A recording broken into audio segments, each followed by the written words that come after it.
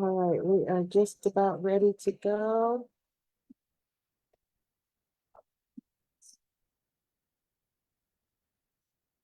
Welcome, everyone. We're just about to get started in just 5 seconds.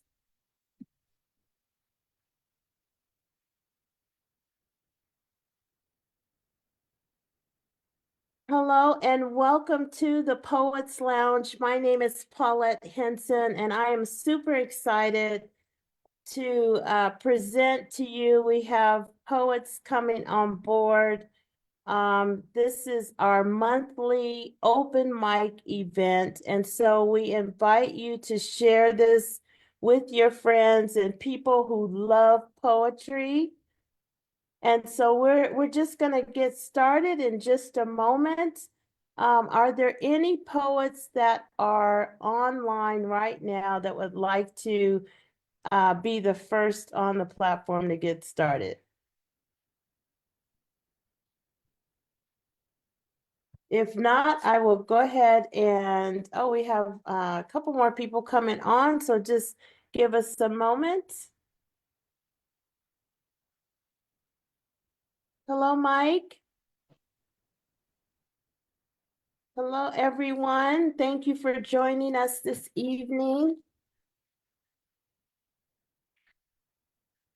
And so as our poets are coming online, we welcome you to the show tonight. Welcome to everyone.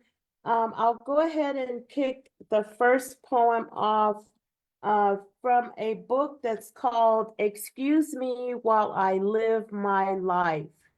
And this poem is written by Clarice Annette Brooks. The name of this poem is called My Soul is Planted.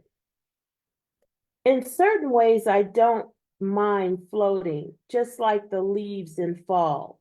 In other ways, I will not acquiesce. No, sir, not at all.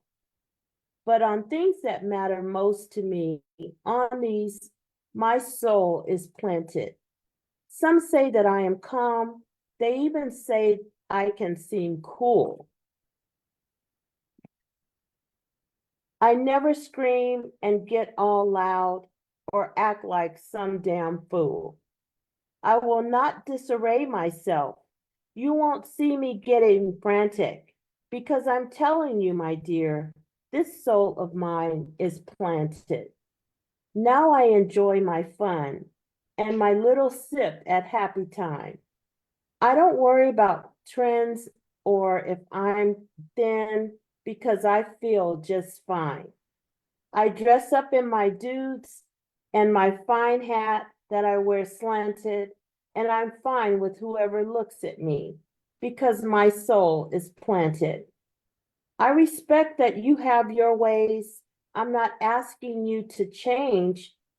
You like your things. This I acknowledge, even if I find them strange. And if you're with me, understand this. Don't approach me heavy-handed. I'll speak up for myself. I know who I am because my soul is planted. We can still talk and share our thoughts. We can even be real candid. Just remember, I ain't trying to change you, and you won't change me because my soul is planted. And again, that is from Clarice Annette Brooks and her book, Excuse Me While I Live My Life. And so thank you all for joining us tonight on the Poets Lounge. Happy to see everyone. Welcome, Tina. Welcome, Michael, McKeon, Samantha, all of the audience. We have an audience listening as well. So we're going to go ahead and move on to our next poet. Mike, would you like to present? Sure, I would be delighted. Thank you for having me again. You're Hello, welcome. Tina, and hello, other friends. So All good to be right. with you. Yes, yes. Yep. Good And to I'd be like with to you. just say that in addition to your admirably thoughtful and calm delivery of the previous poem, I was struck by how unhurried and composed the author is in relating this story. And I think at this time of turmoil in our country as well as the world, Mhm. it's a perfect poem as a guide for us to not let the talking heads on television add to our anxieties, find our own North Star, feel the presence of our own soul, and take care of ourselves as we try to help take care of the community. So thank you Yes, for sharing that with us. thank you. I love that. Yeah. I have for you and your audience a poem called Dualities, which was published in a literary journal called The Raven's Perch. And I encourage everyone on this call and everyone listening, submit to the Raven's Perch. And they have some pretty cool t-shirts and hoodies for sale too. Awesome. So here we go. The poem is called Dualities by me because I tried to capture the contradiction between the ability to awaken where I am in rural Massachusetts and be close to nature's beauty, the purity of God's creation, while knowing that in so many parts of the world, there are people who can't wake up because they've had to be awake all night to try to safeguard themselves and their loved ones Mhm. in the 51 spots in the world that apparently officially at the moment are under wars. So, Yeah. with respect for them and for ourselves, I offer this. Shadowed silent prayers precede dawn's civic stir. Routine procedure readies one's rush through open door to board packed bus or train. God's pristine creation beckons souls in vain. If we'd pause to parse chilled window view, would we audit how we live? Does the subliminal pitch to buy the bauble or spend a lavish evening out sustain? Might we make communal values matter more than showy things assertive sellers make us see? Sparrow and squirrel glimpsed through frosted glass skitter on sidewalks to seek not more than what they need, while some of us would drive away the migrant or the homeless refugee. Tangible, unlikely ends encourage active minds. Elite science altered climate, but before that built the bomb to plan for our destruction, but now not how to get along. Greed breeds the power in our politics that vast wealth affords. A cacophony of comments blasts more noise than truth, insistently implies our hands are tied. There's little we can do to save a world in flames. So peruse the latest fragrance. Splurge on flashy car, do notice on the street. I'd rather gift a 20 to ensure that someone eats. Wow. Amazing. Thank you. Love Thank you. that. Wow. Wow. Yeah. That, it really touches me. Like you said, our world is in a turmoil, and there are people that aren't sleeping when we are able to sleep. And there are children out there that have been separated from their parents. And Yeah. there's just so much that it's so much. It's almost like we have become, unfortunately, used to hearing it, and that's awful. And so that really helps everyone, that poem, to just reflect on, those that are going through turmoil, unspeakable turmoil. And I wish that we can help them. I wish that we could do more as a country. And I wish more countries would chime in and help to do something to fix these humanitarian problems. So thank you for that recognition. Thank you for Yeah. inviting me to share. I Wow. look forward to hearing others. Yes, Tina. Hey, Welcome. How are you? I made Okay, it. so go ahead and give us a poem from one of your books or uh This is a poem that I just made. This is going to be in the next book. Uh yeah, it's a little intense, but it's called They Will Only Come to See Me When I'm Dead. mm, Thank God he is not like man. God never leaves your side, but man will only come around to see you once you die.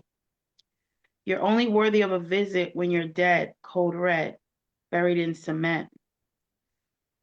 Don't give me my flowers when I'm dead. Give me my flowers when I'm alive so I can smell them.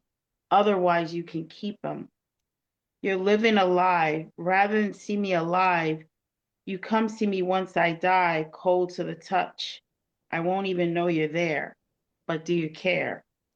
You'll make time to see me in my graveyard bed rather than have a laugh while my blood is warm. Damn shame. Yup, that's what I said. But I guess that's the bond we formed, and I'm not worthy, no matter the cause.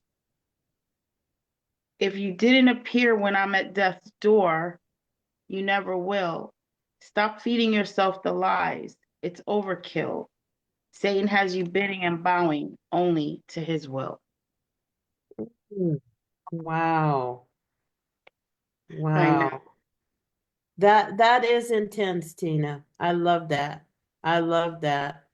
Because how many times do you see um, a funeral. I can only remember when my husband passed away, um, the chapel, there was standing room only. And Yeah, I've never seen a lot of those people. I never knew he had that many friends and family. And to right, your point, you would think that some of those people would have come around at least for me to say, oh, I remember or that type of thing, which there were quite a few, but we're talking a large chapel standing room only. And wow, so there was a significant number of people that I had no idea who they were. So right. that's amazing. Um, It's I, an unfortunate truth, and I don't know why that is. mhm. Yeah, I don't You either. know, I people don't should either. come when you're still alive because when you're dead, it really doesn't even matter. Yeah, it does matter. I won't say it doesn't matter. It matters because, you're able to see how many lives were impacted by the person. And Right, when they speak of paying your respect to that person, that's where that term comes from. And everyone's paying their respect in their own way. And so I wouldn't say that it doesn't matter because it does, because collectively everybody comes together, for right. that person. And so that's what I take from it. Wow. Well, thank you. Um, Yep. Aaliyah, hi. Are you speaking tonight? Sure, I'll read something. Okay, sure. Welcome. Hi, Aaliyah. Hey, I don't see her. Are you there? I'm here. I just have to Okay. get it. Oh, okay. All right. And thank you, Tina. I don't see her either. Oh, you're welcome. Aaliyah, we don't see you. I know. I'm just Oh, grabbing. okay. Okay. Okay. All right. Perfect. There you are.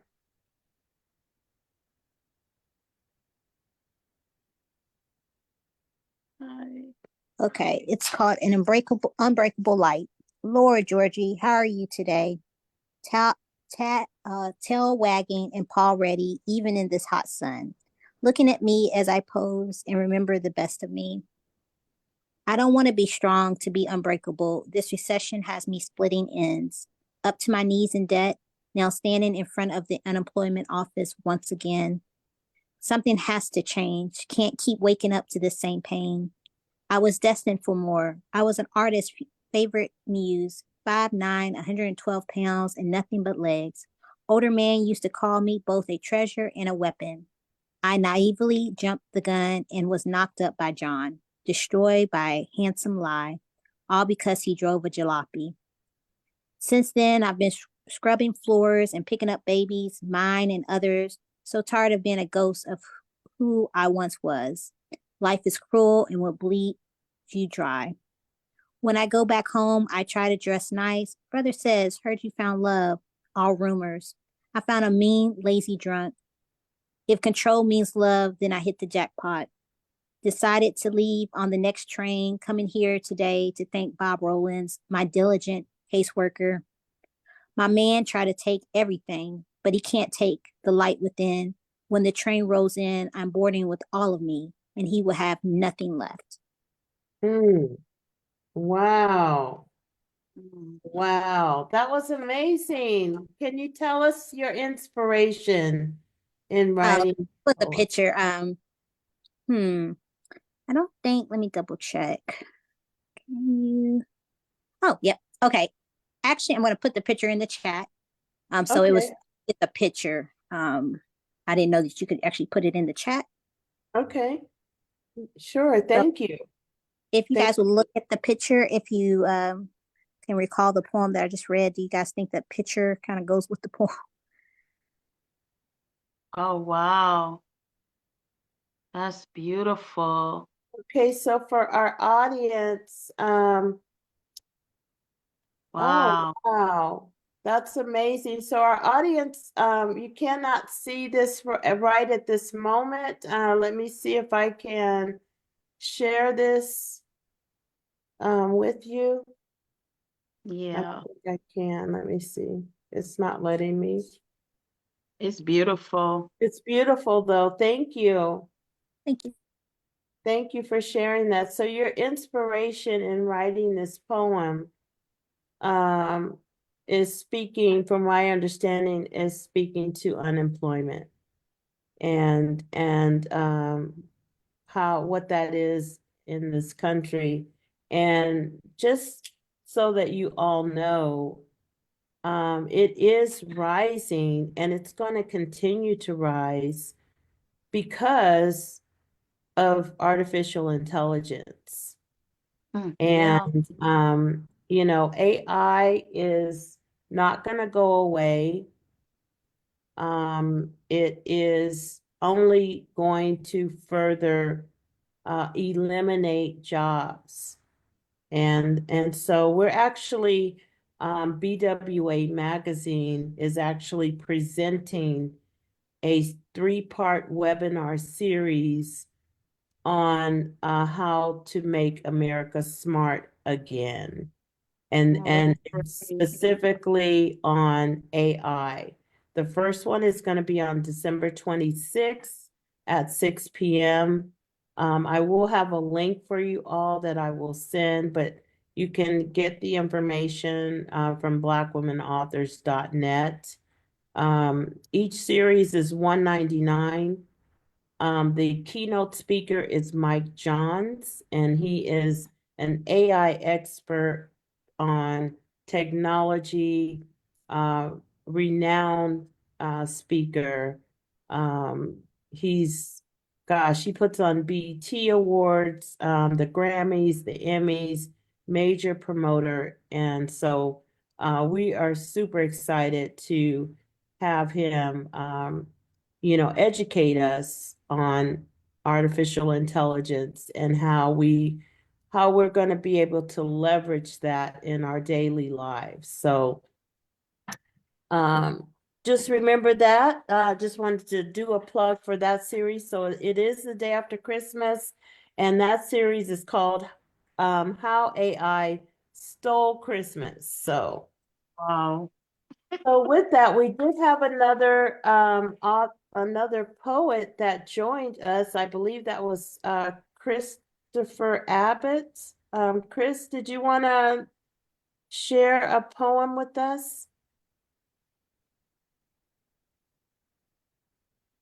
I don't know if you can hear me. Hello, hello? No? Okay, if not, I'll let you get ready and then I'll go ahead and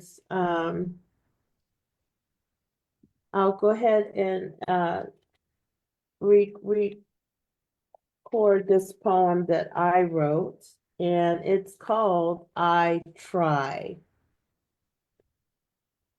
Let me see. Hang on one second. Let me go to gallery. Okay. Every day that I wake, I try. I try to be the best person I can be. I try to cook the best breakfast. I try to be positive and give everyone a bit of sunshine to start their day and proceed to tackle the world. I say the term I try because it's not always appreciated. I try to be the most loving person in my home. So they have something to take to tackle the day's challenges. Sometimes I feel so alone. Sometimes I cry because I try. I find myself alone because I try. So when tomorrow comes, I will start the day and try again. And that's it. Thank you. Thank Amen. you. And so the inspiration behind that poem is that's sort of a model that every day we get 24 hours to start all over again. And so no matter what happened yesterday or the day before, today is brand new. And so we just have to keep going. We have to keep trying and keep being the best person that we can be. And so with that, I will hand it over to Mike. Go ahead, and I'm sure you have another one to bless us with. Thank you. Your poem made me reflect in that moment that a silver lining of going through hard times is that we're enabled to discover the resilience we might Yeah, not have known we had inside. right. Thank you. Thank you, Paulette.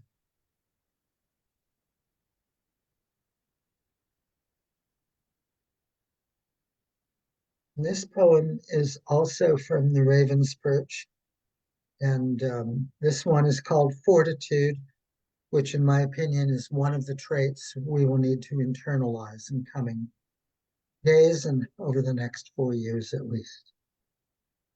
And it goes like this. Compassion is the brand to build, but it's sadly out of style.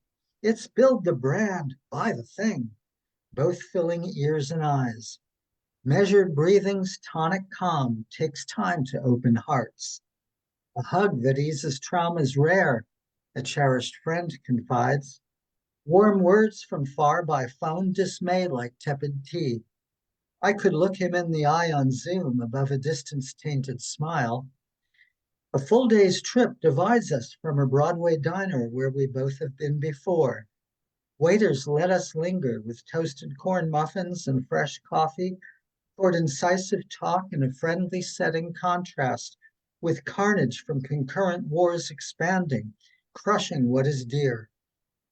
The forced choice of sides defies careful thought of underlying cause that could frame solutions, saving lives. May the wanton violence and abject greed abounding be revealed as archaic autocrats' last gasps. We perceive shafts of sunlight piercing institutional decay. Outmoded methods yield their withered ends. History has cycles. We advance and then regress. We reinvent the old, renew what we destroy. Blood-drenching desperation as oppressors lose their grip. Demands we polish our ideals, transcend the vengeance lust as we hold accountable the foe, such that acting with integrity models what we know. A better world is coming. We will not let that go. Wow. Love that. Thank you. Wow. I love that. Tell us your inspiration on that poem. I have a friend on the Upper West Side of Manhattan with whom I went to junior high school many decades ago, and with whom I went to high school, which also involved a 5 day a week, 2 hour subway round trip in which we debated the Vietnam War, the future of the world, what we wanted to be when we grew up, and the like. And we rekindled our friendship after a fallow period about 20 years ago, and we've stayed in close touch ever since. And we do so even though I now have moved with my life partner to Massachusetts. And my old friend and I have long phone talks about philosophy, how to meld our Jewish meditation with Buddhist tenets. Where does truth lie? Mm. And what do we learn in our conversations and in our reading? And then how can we help each other to use what we have learned to again live with faith and truth and moral integrity, not to presume that either of us is on a pedestal, no, but to address our imperfections perfectly so that we stay on a growth path. And I was thinking about him after the last time we saw each other in person. He is a, an accomplished painter, and I went down to Manhattan from Massachusetts to attend an exhibition of his work, to his surprise. And the connection has stayed with me. And so imagining meeting again at our old favorite diner to talk about the state of the world and ourselves inspired that poem. Thank you Wow. for asking and permitting me to reflect in that way about it. I love that. I love the story of friendship and reuniting and picking up where you left off, so to speak. And I love what you said about your imperfections, and um I think that that's what friendship is about, is sort of checking each other and holding each other accountable. And the term iron sharpens iron. Mm, So I love that. Thank you, Mike. my, Very inspirational. my pleasure. Thank you, Uh-huh. Paulette. Thank Who do we have next? Tina, are you up next? Yeah.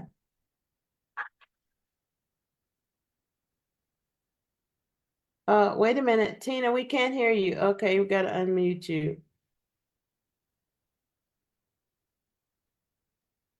Can Okay, you there hear me you now? are. Yes. Okay. Okay.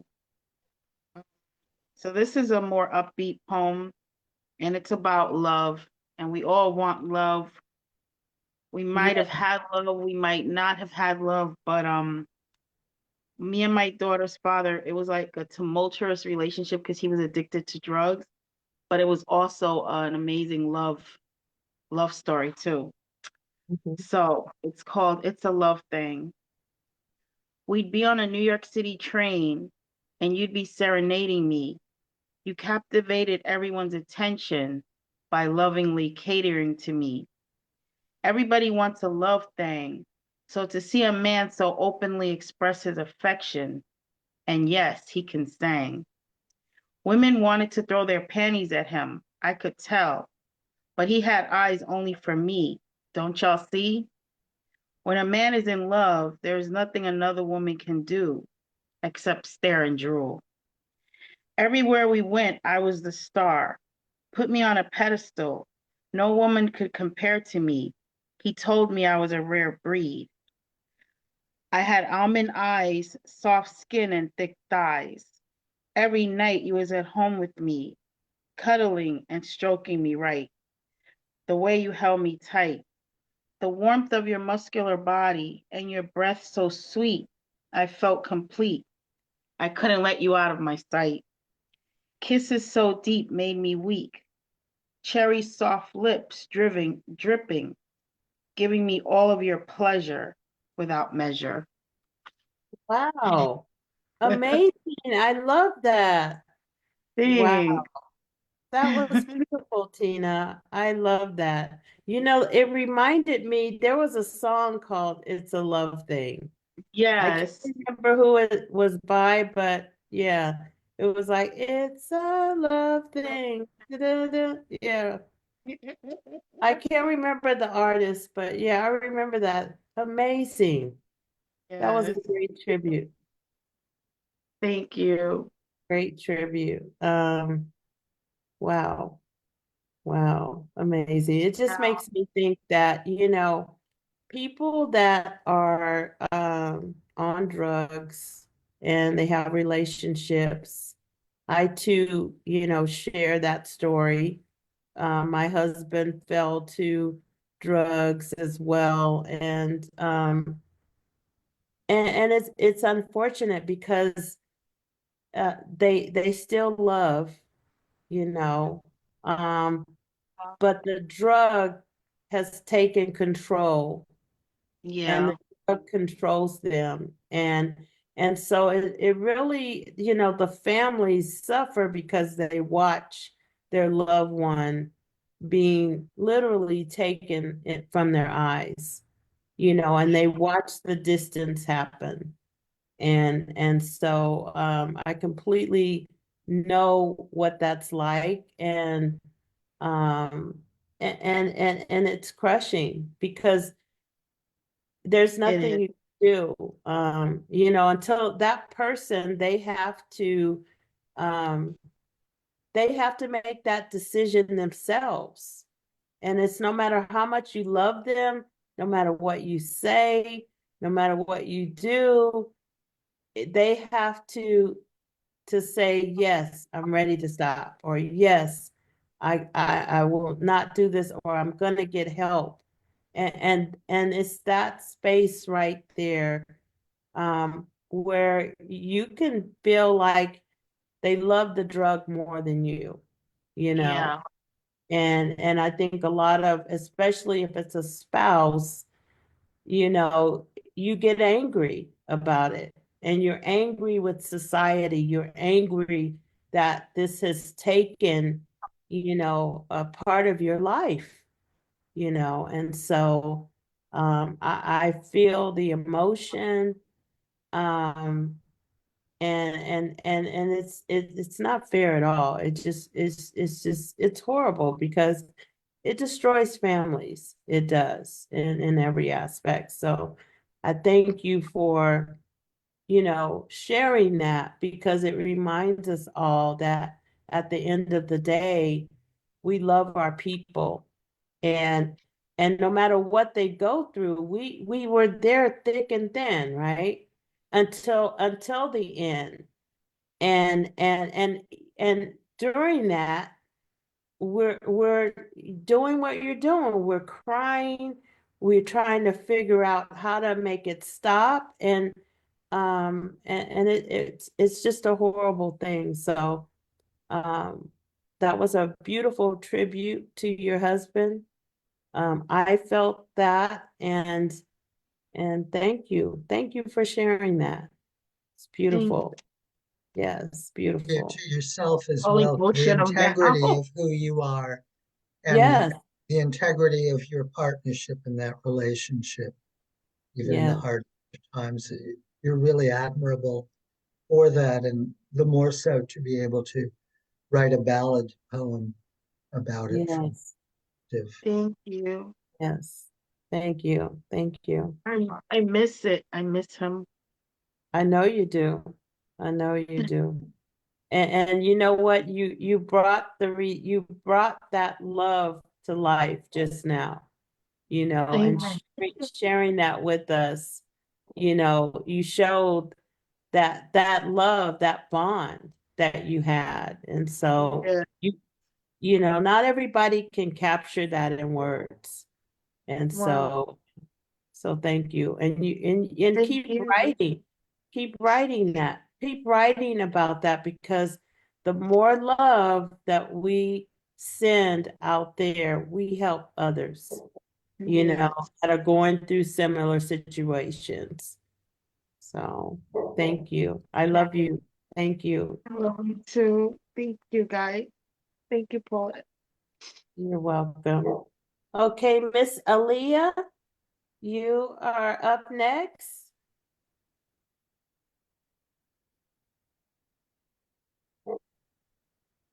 Okay.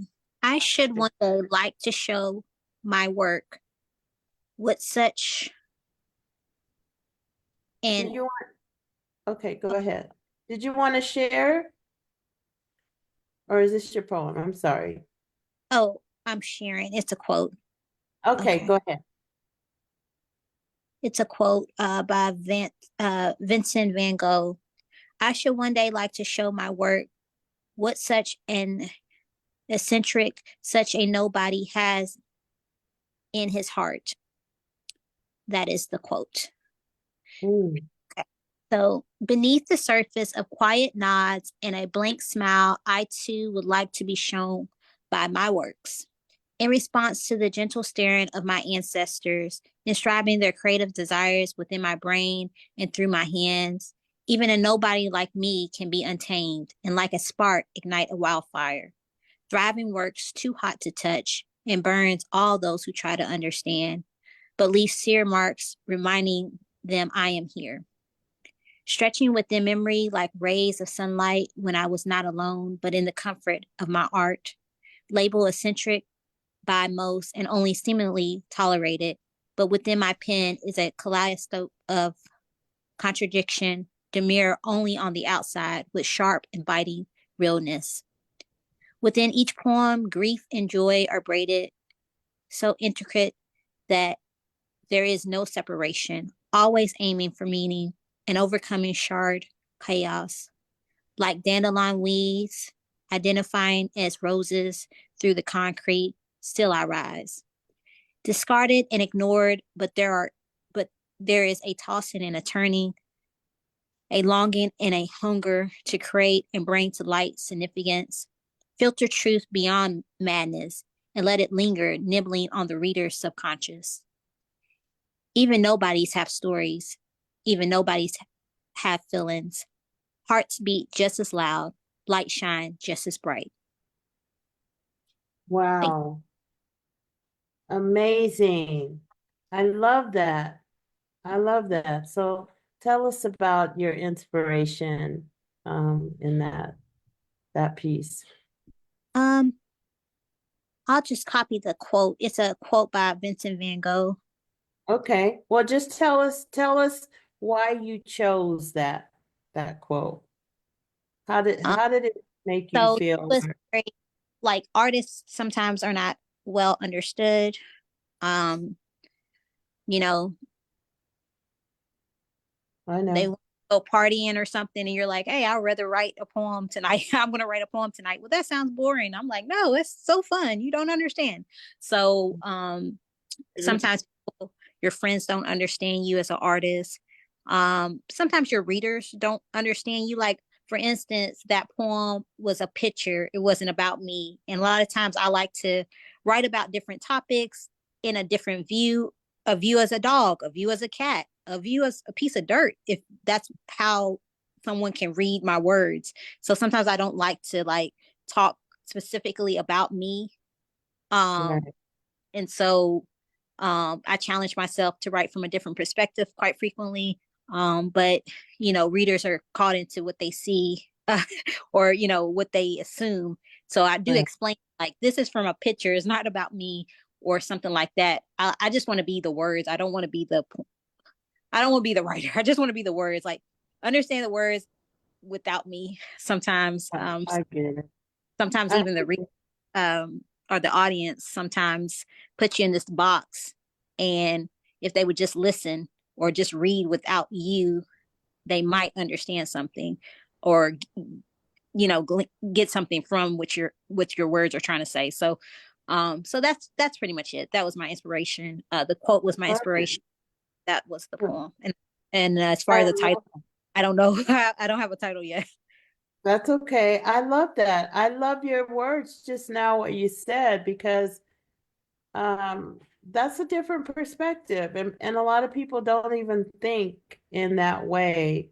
And you're using things that you see and experiences. It doesn't necessarily have to be about you, but it's really about your perception and blessing others. So I appreciate you. Thank you. I appreciate your art. Yes. So welcome to the poets that have just joined. Kristen, how are you? Welcome. I'm doing good. I just got home from work, so I'm just getting ready. Okay, awesome. All right, so you want a moment to before you go on? Yes. Okay, awesome. Awesome. Okay, so I will go ahead and read this poem. Let's see if I can change this. And this is one of my favorite poems from Clarice's book, Excuse Me While I Live My Life, and it's called Climb. When I started my ascent, first climbing one rung, then two, you tossed dirt down on my face, and you thought I'd be through. But I brushed it off and I kept on, climbing two, three, then four. And you shook the ground so very hard, thinking I'd brave it no more. But I held on tight, and I kept climbing to five, then six. You blew hot wind down, and I will admit it burned, but I held my grip. I look ahead, almost there, climbing, seven, then eight. And you stomped with the flurry that was so great. So filled to the brim you were with hate. But I did it. I finally did it, reaching to nine, then 10. So remember our little story and never doubt upon me again. And this, I love this poem. Thank you. Because I think that we all have our goals. We're all striving for different aspirations in our life, or, different, whatever we're striving for. And there's always some negative, feedback or something that's trying to, we'll call it distractions, that's trying to distract you and keep you from doing that thing that you're trying to do. Yes. And so it's like climbing a ladder, and you're just trying to climb to get to that space. And so that poem, every time I read it, it gives me a chill, because I remember when I was at the first step, and a first step in this show, and the first step in publishing magazines and doing the things that I'm doing, and the difficulty in getting, to a certain level. And so I think that we all experience those challenges, with trying to stay focused and continue our mission. Definitely. Yes, yes. It's a fight. It That's is. why I say it's like you have to be almost like a boxer, because the boxer has to keep coming back because it's so exhausting, and it's like every time he might get a little strength, here comes another blow and another blow. Yeah. And but we're in, especially when you want to do something positive, business oriented, you want to help people, it's unreal to fight. Yes, it's literally, I call it, you have to, if you're if we use baseball, you have to keep swinging no matter what. No matter, you get curveballs, and all those different, balls coming at you 100 miles per hour. You have to keep swinging. You may miss a few, but you're going to knock one out of the park.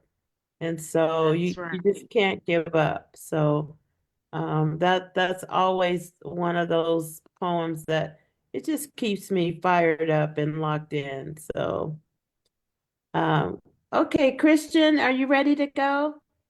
Yep, I'm ready. Okay, take it away. Okay. Can you hear me? Yes, sir. Cool. This poetry piece will be unbridled because realness does not require a title. Every time I set foot in the outside world, I encounter a chaotic societal energy unfurled. Everywhere I look, I see the homeless sleeping in the street, out in the open, out in the cold, inside the train stations, vulnerable, exposed like the bare feet of the young and old.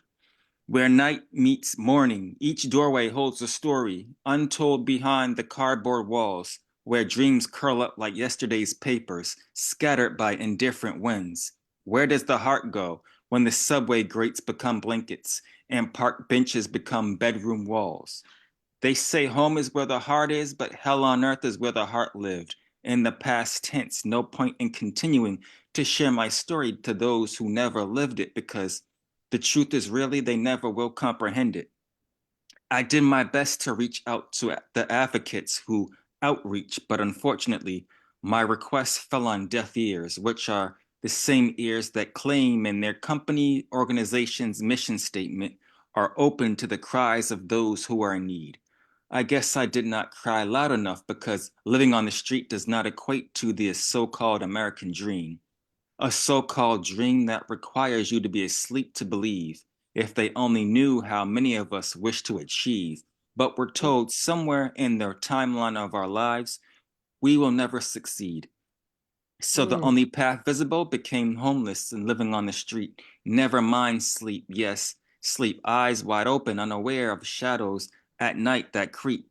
For every night that passes has become restless. I've been exhausted beyond measure, and I changed my identity to breathless. Sleep comes in fragments, broken by sirens and sidewalk symphonies, while anxiety builds empires in the shadows of skyscrapers. Depression wears the face of every passerby who won't meet my eyes, as if poverty were contagious. But I remember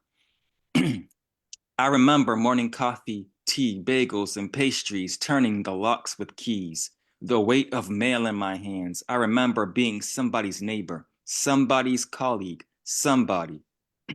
Yet I still breathe. Grateful, still I dream, still I am beneath these layers of invisible and forgotten, waiting for someone to see past the cardboard signs to the person drowning in this ocean of everywhere and nowhere at all. mm, wow. Whew. I felt Kristen, that. I did too. Wow. That, Have you finished that? It's a masterpiece. Thanks. Yeah. Yeah. wow. That really, you said it. That captured so many emotions, because as a country, our homeless crisis is growing. Yeah. And we literally, especially here in California, there was a city that announced that they were banning homelessness. And I didn't Right. understand that, which means that they were removing the homeless people from the city. And the question is, where are they going? Exactly. How do you And ban homelessness without finding a solution? exactly, exactly. And so Kristen, your poem, it spoke to other emotions and feelings of homelessness and people feeling like they're nobody and they are somebody. And especially when you spoke about remembering how getting the mail, the weight of that, your neighbors and all of those things and um you know the sirens and all of those things that homeless people experience, not knowing where their next meal is going to come from, um, not knowing anything, what the next day is going to bring. And it just, wow, it just that really touched me, because as much as we all of us here tonight, we can't solve that problem. You know, it's like it has to be a national effort. It has to start from the top. And again, like the city I was speaking about, they just decided that it was too many people in their city that were homeless, and they were just going to move them, or the police were going to come in and remove their shelters and everything, and it just made me feel like, what are they going to do now? Where are they going to go? And it's finding a safe place to sleep, when you have people sleeping, um, under freeways and in places, sort of hiding for safety, and no running water and no, you know, no facility. How are they living, minute by minute, day by day? And so, um, thank you. Thank you for helping us to just dig a little bit deeper and not just drive by and see someone homeless and you feel bad for them, but you took it to another layer. Um, you really did with that. Yeah, I wrote this poem because it's from a personal place, because I know what it's like to be homeless because I was homeless. Um, I know what it's like to, sleep in, shelters, and have to, you don't have a comfortable, you don't have a comfortable bed. Like, you have to carry your stuff with you wherever you go so your stuff doesn't get stolen. Um, there was a time where I was staying in a shelter, and I woke up one day and, like, all the people that were there were complaining because someone comes down in the middle of the night, and they broke into all the lockers where people have their personal belongings and stole all their Mm, stuff. mm, Um, yeah, and then you have to, like, be at the shelter at a certain time because each shelter has a curfew. And if you don't get there in time, then you lose your bed, or you don't have any food to eat. But luckily, I had the means back then to um, feed myself and take care of myself. Um, but yeah, I mm, am I'm in a place of transition in my life. But thinking back to those times, when I was staying in shelters, I just wrote that poem, that piece that you just heard, um, to represent my experience, and then represent the experience that I still see. People who are sleeping. I see people sleeping in train stations. Just like I said in the poetry piece, like, I see people on the park benches, train stations, outside, grocery stores, like different places. And where I live, it's very cold. mhm. Yeah. And what people don't realize is we're just a paycheck or two away from homelessness. I mean, all you have to do is go through like a bad break in your life. You lose a job, you get sick, and that's it. And people they don't either realize it or they don't think about it, but it's a real thing. I mean, when I got sick in New York, I almost lost my apartment, and it was scary because, I had no savings, no investments, and I had 2 kids. So it's a real thing. But thank God he helped me. But that's why whenever I see someone and I have some money on me, I will give it to them Yeah, because yeah. that's I what God do said that to too. do. Yeah, I do that too. I just give because that you just you just don't know, and regardless of why they're homeless, whatever, Right. I have it, I give it to them. Food, um, but it's a national problem. I'm sure not national, it's probably a global problem, but here in the States, we're supposed to be the richest country. And we're spending all of this money on other things, on technology, Yeah. except for our people. Food, food is rising, cost of food. And so that's another problem. You have people that are homeless. They're living in their cars. We have some streets in Los Angeles.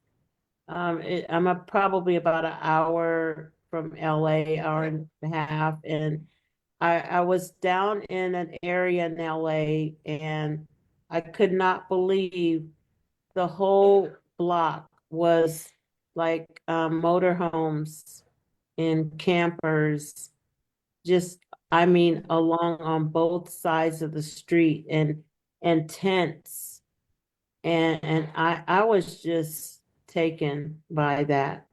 I had no idea. And so what happens is the businesses along those streets are affected, those small businesses, because you can't even get in there unless you're on the street walking. You Wow. can patronize those businesses, but you can't even pull up and park because it's back to back campers, motorhomes, and tents. And so they've created like literally cities like that. And so what are we doing? How do we correct this problem? You know, um, on the other hand, you have driverless vehicles and Ubers and things. It's like, what's more important? Thank You you. know, so I think that our priorities are mixed. They're mixed up because this number is growing. People can no longer afford things. They can't afford food and they can't afford housing. Housing is skyrocketed in LA. Skyrocketed. 2-bedroom apartment, like $3,500. That's ridiculous. Yeah, it's insane. Who makes that much? Right. So, uh, so it's and where are the people going? Where can they go? They don't have resources to go anywhere. And so it's a spiraling problem it's already out of control. And as inflation progresses, it's going to continue. So wow. But thank you, Kristen. Thank you for bringing that to light. We appreciate you. I'm so glad that you were able to um, advance and progress your life, you know. Thank you for that. Okay. Yeah. Okay, so we are just up on 1 minute. Does anyone else have a closing poem that they would like to say before we sign off tonight? I would, if y'all don't Okay, mind. sure. All righty. Go ahead, Tina. We all know someone that we see them in a bad relationship and you just see them suffering and they won't listen. And so that's what this poem is about. Someone I love that, yeah. It's called Tears. Instead of making her laugh, you made her cry with all your constant goodbyes, always bringing tears to her eyes. You made her jump through hoops for you, but your life is so secretive, you kept her out of the loop. Kept her cooped up in the house. She is your prisoner, while every chance you got, you bounced. Having sex with unsavory characters, while she sits home wondering what's wrong with her. Predatory ways. You need heavy auxiliary to stop the noise in your head. You committed adultery on her, no loyalty to her. Straight debauchery, audaciously no remorse. Obviously, God is not your source. Trampling her, you're not the boss. You're outsourced. Because hopefully one day she will wake up and see you for who you are and rely on God to make a way out of no way. Wow. I love that. Wow. Thank you. Thank you. Mike, did you have one? Sure. If Okay, time, go ahead. You can close us out. I'm sorry, who is that? this is No, I was called I saying, Don't, come on, Mike, come on, Mike. thanks. This is called I Don't Play with Prayer. Trees lean limbs, splits rain. Pulsing branches withstand wind. Wing chair beckons my slim form to slide inside its pale blue frame for peace. Meditation's softened eyes caress nature's arts. Trusted time sifts passing thought, extracts city noise this Sabbath. Engines roar, jet creases sky, car door slams, tenacious neighbor vacuums corners, bangs. Foot race runners stride straight pavement, pounding near. Loved ones' ardent voices cheer. Drivers denied highway lines stack up down narrow streets. Apartment buildings' brick facades block honking horns' cacophonies. Practice patience from subway platforms or market checkout lines, shrink irritants' effects. I count tiles on station walls, pretend a verdant meadow's breeze skims cheeks. Mind constructs task.